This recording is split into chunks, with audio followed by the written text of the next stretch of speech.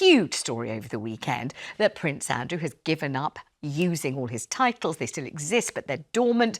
And this morning, it's claimed he attempted to smear the woman who accused him of having sex with her when she was just 17 years old. Now, Sam, it's 6 years ago that you now managed to convince Prince Andrew to sit in a room with the BBC and the wonderful Emily Maitlis, of course, an attempt to clear his name. On the day, could you possibly have imagined that this story would still be causing such enormous trouble for the royal family all these years later? I mean, in the room, it was clear that this was a seismic moment. And I knew we had a phenomenal scoop that was something that would make headlines in the country and at least around the world for maybe a few days. But we are, exactly as you say, almost 6 years later, and still it's making waves, still it's causing Andrew problems, still it's causing problems for the royal family. I could never have envisaged that it was still going on like this. What was the moment of the interview where you thought, my gosh, this is not exactly as I anticipated, this is a million times more incendiary than I could possibly have imagined? It was basically the second answer, because I'd spoken to Prince Andrew personally, as close as I am to you, on the Monday. The interview happened on the Thursday. Emily was in the room, obviously, on the Monday as well. And he had said these things to us. Pizza Express woking. He had said about how he had a problem with sweating. He had said that in an intimate, tiny room. But did we think he would say it on camera? Never. And so the second answer, where he started to say back some of the things he'd said in the privacy of that tiny room, I began to think, oh my goodness, he's actually going to say Pizza Express woking is his alibi on camera to the world. And in that sense, that's when I began to realise we had an absolute bombshell on our hands. And it's true, isn't it, that after the interview, he was so delighted with it, so thrilled, that he escorted Emily Maitlis on a kind of triumphal tour of Buckingham Palace. Absolutely. Emily had the Royal Triumphal Tour. She went on it, and I'm sure she behaved with absolute brilliance in dealing with him. And obviously, the discord between how he thought it had gone extremely well, which turned out not to be the case. Spoiler alert if you haven't seen it, it did not go well. And Emily's face, which was ashen like any journalist would be, with the huge burden and responsibility of that profoundly important interview. So that was a very long tour for Emily, I'm sure. Let's see a little bit of it now. Let's see the bit where Andrew talks about why it was that he ended up being photographed with Jeffrey Epstein in New York. Well, I ceased contact with him after I was aware that he was under investigation, and that was later on in 2006.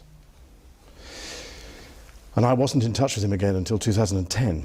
I had to show leadership, and I had to go and see him, and I had to tell him, that's it.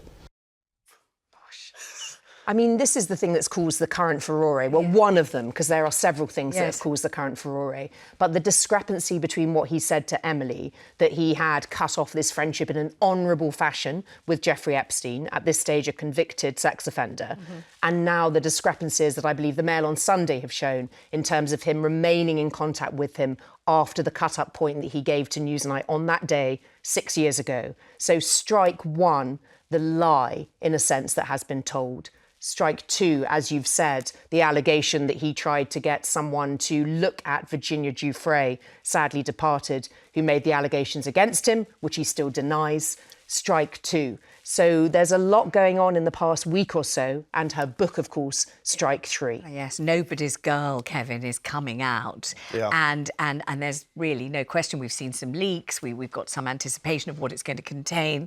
And if I put it this way, if I say that when she describes the 3 occasions at which she alleges she had sex with Prince Andrew, of course, he denies it all. But my insight into it is that when she describes it, it's utterly heartrending. Yeah, and when he says he can guess her age because it's around that of his daughters, you want to be sick, actually, in truth. But in his head, he's always the victim. It's always somebody against him. He's the goody, and it's just not the case. And of course, what Sam did is she burst the dam of royal stone walling, and now we can see, just horrors are coming through. As there's this huge cache of emails in the States that are being released, in which it shows he didn't tell the truth in that that interview. And it does echo, of course, the behaviour of Sarah Ferguson, who gave a public apology on the record, saying, I'm appalled and horrified by everything Jeffrey Epstein did. I'm disgusted. I would never go near him again. And then we see, just a matter of a few short weeks later, this grovelling apology where she calls him her supreme friend. So it's this dissonance, isn't it, between what they allege that they're doing and what they say that they did and what they secretly did. Yeah, and so you can't trust a word they say now in their own defence, because they've been found to have not remembered, or they've been found to be lying. Both are bad, but each time with Andrew, he's always doing the honourable thing. Even when he says he's not going to use the title of Duke of York anymore, he says he's putting the royal family in the country first to do his duty. It's nonsense. This is a man scrambling to try and save what he can. So Saskia's the one with the insight into kind of human behaviour and the sort of personality type that would allow someone to behave like this in the full scrutiny of the public eye. It's not like you're behaving horribly in your own home and no one will ever see you. This is on television, this is in emails, this is in a public sort of a way. By giving that kind of statement, I've always put the honour of my country first. You're thinking, hang on, what? What's going on here? You can see, I think, there are obviously narcissistic tendencies in Vision, because we can see someone who has decided their own public appearance to others.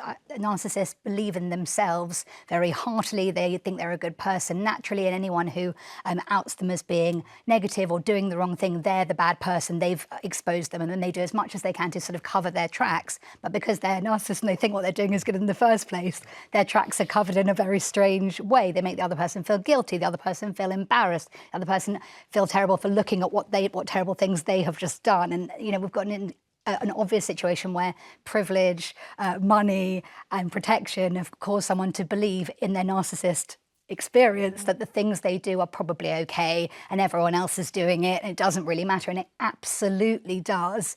If anybody was doing it, it would be disgusting, and to do it, under the realm of the royal family makes it much, much worse, because they represent us as people in this country, and the idea that we would let someone continue to behave like this in our name is such an incredibly horrifying thing. And if it was someone you knew in your real life, you would want there to be some sort of consequences. Absolutely. And you'd want it to be seen that they'd made a mistake, and you believe that. I just feel as if it's kind of Marie Antoinette syndrome. Let them eat cake. This kind of, one rule for everybody else, and this completely exceptional rule for him and for his wife too, and possibly for the whole family. It's absolutely extraordinary. We're taking your calls now on what the next step for Prince Andrew and the royal family ought to be, what they could be, what they should be, and asking if you would really like to see now the whole monarchy abolished. The anti-monarchist group Republic claim that more than a quarter of the public would support this, and a Buckingham Palace source has told the BBC they expect there could be more days of pain ahead when Virginia Giuffre's memoir is published later this week. So do you think more people will want to see the back of the royals because of this? And the calls are coming in thick and fast, for which I thank you. Let's kick off with Angela in Essex. Angela, how do you feel about this? I truly believe that he should be completely taken off the royal family, because I don't agree at all what he's done. Anyone else doing that would be in prison or do something else really bad towards them. He's getting away with murder. Well, not murder, literally, and as we know, he denies any of these allegations, so we do have to say that, don't we? What I mean by murder, is what is completely wrong. It's proven wrong. The victim has is not here anymore to defend herself, which I think she can't speak for it, but there's proofs out there. Anyone else doing that should be some kind of way punish it. I'm apologies for using the wrong words. Okay, but you're saying that you don't think it reflects so badly on the royal family that we'd like to get rid of them altogether. You don't feel that? No, it's not all of them. It's not all of them. I think, for instance, William and Kate, they're the most peaceful, balance of the family. But I think Andrew should be not the whole family to be abolished. All right. Thank you so much, Angela. Good to hear from you. Thank you. Let's talk to Jack in Norfolk. How do you feel about this, Jack? Very strongly, as a Republican. I would like to see the monarchy abolished. If not, charity funded and everything attached to it. I don't support an unelected institution who's done nothing to justify their position. And is this regardless of the Andrew situation? In other words, you never supported them anyway, and whatever they do, you don't want them there. No, I think it's the most unjust system on the planet. I'm going to get Kevin to respond to that. Yeah, I agree with Jack, and I just, as a Democrat, we should elect who represents us rather than just having them foist upon us. They descended from warlords. It's a much broken chain.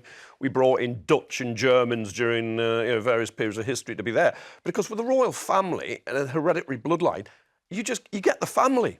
We don't need a family. You don't need to spend hundreds of millions of pounds on somebody to meet and greet and hand out medals and so on. We can elect somebody. Ireland's having an election now. They had a poet last time. I don't know who they'll have this time, but they do it in a very different way. Most countries around the world, our democracies do. Well, I've just got to chip in and say I just love the royal family. I love them. I love the pageantry. I love the clothes. I like the history. I like the story. I like, I sobbed immoderately when I had to announce the sad death of the late Queen. Yeah. I was reporting on the wedding of Kate and Wills, standing on the top. When I say the top, I mean the actual roof of a double-decker bus in Hyde Park. Yeah. And when I had to do the bit where I was describing the bridal gown, I just was crying so hard.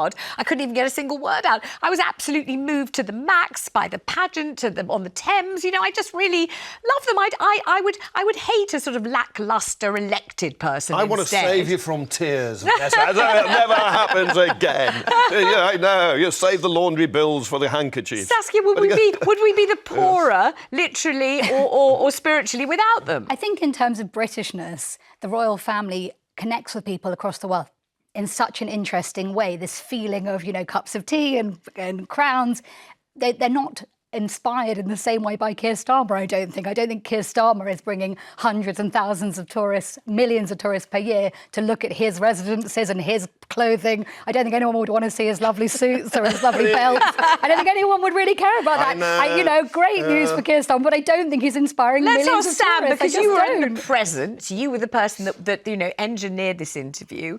Were you feeling any kind of, shimmering royal stardust around you when it was happening or not? Well, luckily, no shimmering royal stardust around me whatsoever. I didn't get tasered either or taken straight to the Tower for execution. But I think a lot of people would be happy to abolish Prince Andrew. Perhaps we can agree on that element, but bring a lot of people a lot of joy, a lot of tears. Not you, though? No, completely neutral. Really? Completely neutral. You're completely neutral? Completely impartial and neutral. I never had you done for neutral on any subject. This is my first time, Vanessa. Oh, my goodness. May I just say that? I think the tourism is overstated. More people go to Chester Zoo than Windsor Castle. Oh, stop it. And France has They do more. not. They only go there because they're hoping to see a member of the royal family there feeding the pigeons. France without a royal family has more tourists than the UK. Stop it. I want to speak to someone who loves the royal family. Come on, Joan in Dorset. Oh, yeah. Joan, come on, speak up for our royal family, Joan, please. Good morning, Vanessa. Hello, hi. Firstly, may I say, I love the royal family. Yes, you may. And they will be here. They've been here for centuries. Yeah. And they will be here for more centuries when Kevin is dust. Oh, gosh, we hope that's not for a very long time, Kevin. Not for a very long time. He's looking very healthy and hearty at the moment, Joan. But tell me about this Andrew fiasco, or whatever you want to call it, farrago, that goes on and never shows any sign at all of stopping. Do you think it taints them all to some extent? No, it doesn't taint them all. I agree he loses his title, the Duke of York. What I do think is that Harry should have Duke of Sussex taken away from him, and his wife, who thinks she's a duchess. She is the most horrible person. Ooh. She has disregarded her father, who brought her up. Joan, I don't know how you could hijack this conversation and turn it into a tirade against Meghan, when we're really just talking about, I suppose, Andrew, Fergie and the royal family. Okay, I acquiesce, okay? Joan, may I ask why you like the royal family when you don't like the king's brother and you don't like his son and the son's wife? Why do you like the family? You're just chalking off the members. They have got nothing whatsoever to do with the history of the royal family. Well, they're part of it. No, they've been disregarded. No, they're not part of it. The king has done the right thing. He's dished Andrew and his wife. I'm sorry for her, Fergie, actually, but I do believe the king has done the right thing, taken his title away. Don't you feel, though, Joan, a lot less sorry for Fergie now you know that she and the princesses, Eugenie and Beatrice, were the first people to greet Jeffrey Epstein when he came out of prison? Does that not make you feel a little bit less sorry for her? No. In fact, it doesn't. Well, I'm amazed by that. Anyway, thank you so much. Let's move on to Hamish, who's in Edinburgh. Hamish, how do you feel about the royal family? Would you like to see us a republic? Absolutely not. Can you hear me? Yes, I can. Yes. No, but actually the point I want to make here is more specific. If there was, for example, the president of Germany, the president of France, rather, I would say, the president of the United States of America, did something absolutely outrageous, he would be impeached. But there wouldn't be a huge call, I'm sure, for the whole presidency idea, the whole to be removed. Right. Why is it that when any member of the royal family, even eighth in line of succession we have here with the Duke of York, but even a monarch himself too, why is it that because of one person going over the line, there are calls for the monarchy itself? Well, I suppose it's because many people grapple with great difficulty with this idea of the divine right of kings. They don't like it. People don't like hereditary stuff. They like a meritocracy where you've got to earn stuff, not where you just got it because of being, as I used to know, a very famous mogul who used to call it, forgive my saying this, lucky sperm, he used to call it. And that's one of the things that people have an issue with, isn't it, Sam? Yes, absolutely. I think I've never heard the phrase lucky sperm, but thank you so much for bringing that into my lexicon. Real pleasure. But I mean, that is one of the reasons why people question the perennial right to continue to have a royal family. Hamish, well, I'm answering the question. Of course, yeah. It's a form of welfare for one family that is always going to sit at the top. And for instance, there was no inheritance tax paid when the late Queen died. It went to her fortune went to Charles. We think it was 700-800 million, not quite sure, because wills are sealed and they aren't made public like everybody else's wills. Look, they get a lot of privileges, and their role really is to somehow give a gloss to unearned wealth, privilege, and power. And I objected, and you get the whole family. If we elected a meet and greeter, a president, or somebody like, say, J.K. Rowling, if she wished to stand, if William and Kate or Charles wants to stand, you can vote for them, but you decide. But you only get the person. Here you get the whole family, the baggage, all the hangers-on. But even when it was John Major, you got the brother. You always get some. Cherie Blair had a sister who was quite troublesome. There's often a troublesome sibling. And we can talk to Saskia about troublesome siblings. But let me go to Linda in the West Midlands. Linda, hello, what do you think? Oh, my gosh, Linda's got a controversial suggestion. Linda, what would you like to do? I'd like to see all the royals that are there now. Yeah. I thought it says on my screen you'd like to bring Prince Harry back. Is that true? Yeah, that's true, yeah. I think Harry's the only one that tells the truth. Right. All the others, seem to be covering up everything. And you'd like to bring Prince Harry back and you'd like Harry to be king, you're saying? Yeah, definitely. I wonder if you're a standalone person thinking that, Linda. Probably. I wonder if the whole country's clamouring for that. I don't think so. How badly do you think the Andrew situation reflects on the rest of the royal family, Linda? I think really badly, and I think Fergie's even worse, to be honest. You know, when she tried to sell Prince Andrew for £500,000. Yeah, I remember it well. I bet Kevin probably wrote about it at the time, didn't you? I remember reading it and thinking, wow, he's not worth that much, pet.